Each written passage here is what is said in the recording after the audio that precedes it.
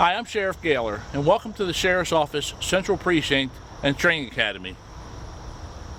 Well, at least it should be under construction at this point, as it's been over 2 months since the County Council passed a unanimous resolution encouraging the County Executive to move forward with the Central Precinct and Training Academy.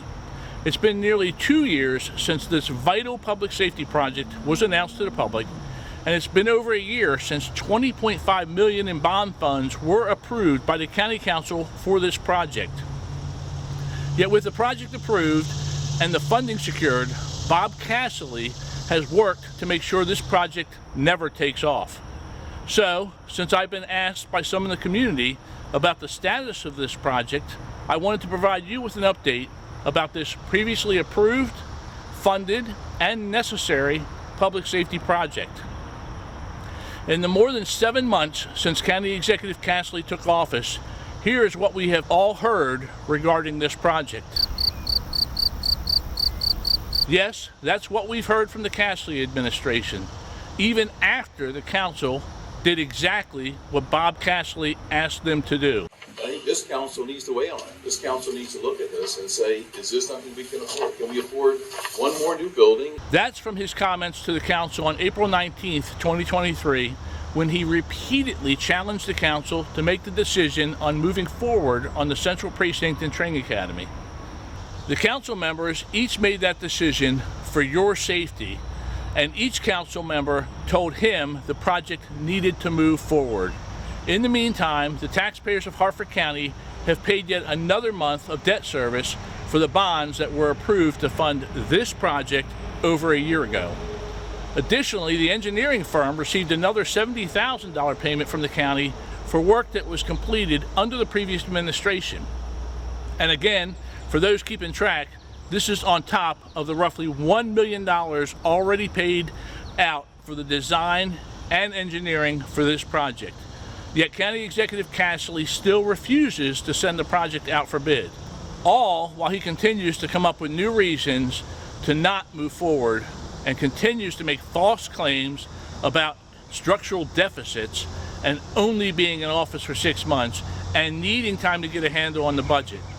I'm beginning to think the truth is that Mr. Casserly is subscribing to the more liberal philosophy of public safety and crime fighting. Now, why would I say that? While he's not moving forward with a public safety project for law enforcement and corrections, again, one that has already been approved and funded, he took a community center that was scheduled to be funded in FY26 and moved it ahead of this public safety project in the capital budget. Through an amendment, he found the money to fund the community center this year. Yes, you heard that right and saw the proof. He said he's not sure we can afford a police precinct and training center with a community room, but we have $7 million for a new community center. Sounds like Bob Casserly believes a community center is more important than your safety. This is more than just a little contrary to his campaign commitment of unparalleled leadership for the support and funding of law enforcement. These are candidate Casserly's own words, or more correctly, these are his own shallow words and his broken campaign promise to all of you and to all of us. Now, to be clear, I am sure a community center in Joppatown will be wonderful for the citizens.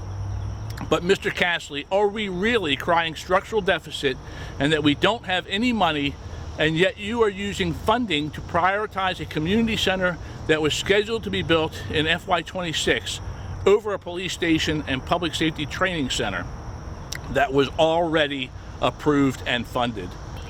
This is right out of the Defund the Police crowd's playbook.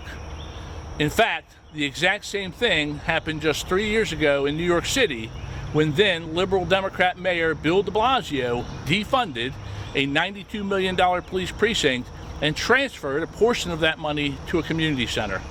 I had to check and make sure I still lived in Harford County and somehow was not in de Blasio land or someplace like Seattle or Portland, where I would expect this from elected officials who have made it their life's mission to defund the police and prioritize social programs, to look out for the rights of criminals over backing law enforcement and keeping bad guys behind bars.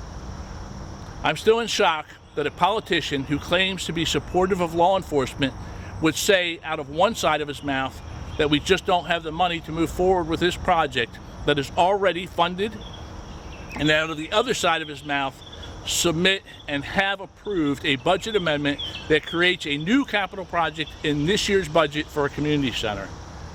I, for one, will always stand for public safety and keeping our Harford County community safe.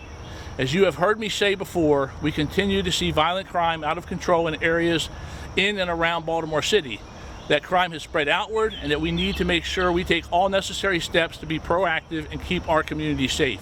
As your sheriff, and despite not having a partner in this effort in the current county executive, please know our dedicated men and women will continue to live up to their oath of office and to our commitment to each of you. That was my promise running for this office, and unlike Mr. Castley, my promise actually means something.